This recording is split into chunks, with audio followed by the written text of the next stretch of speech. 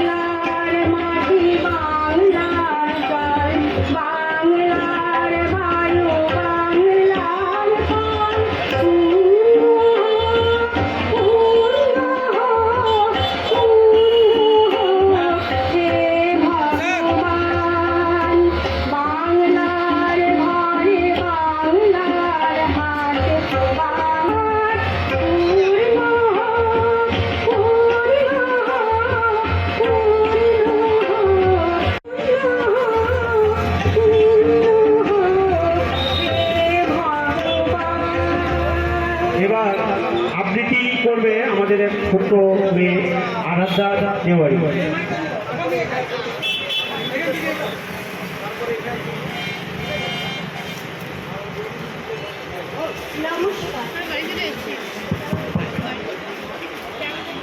নমস্কার। কবি ভবানী প্রসাদ মজুমদারের লেখা স্বাধীনতার মানুষ।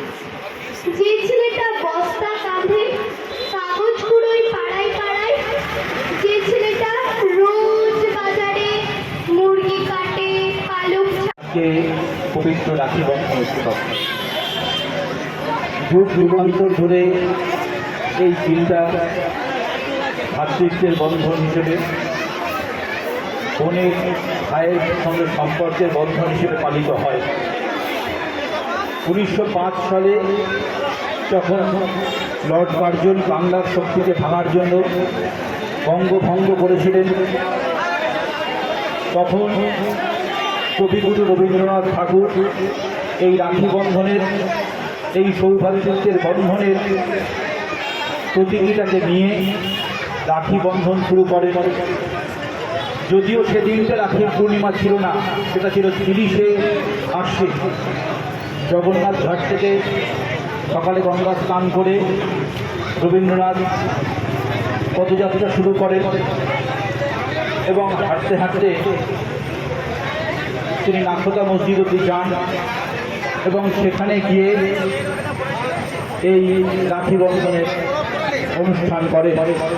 ধর্ম বর্ণ নির্বিশেষে সকল বাঙালি এক, তাদেরকে একই সুতোয় বাঁধার যে শপথ, যে স্বপ্ন রবীন্দ্রনাথ ঠাকুর গুরুদেব দেখিয়েছিলেন, সেই পথে বাঙালি চলেছে এবং আগামী দিনেও চলবে।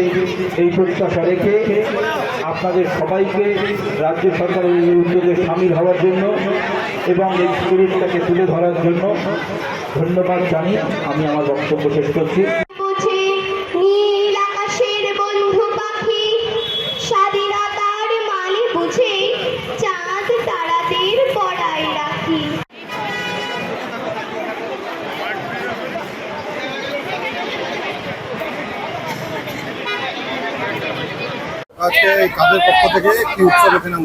আজ আমাদের রাজ্য সরকারের তরফ থেকে মাননীয় মুখ্যমন্ত্রীর নির্দেশে সমস্ত ব্লকের ন্যায় আমাদের ব্লকও আজ একই উৎসব পালন করলো। এখানে উপস্থিত ছিলেন বিডিও ছিল, ওসি ছিল, আমাদের সমিতি মেম্বাররা ছিল, প্রধান উপপ্রধান সকলেই এখানে উপস্থিত ছিল।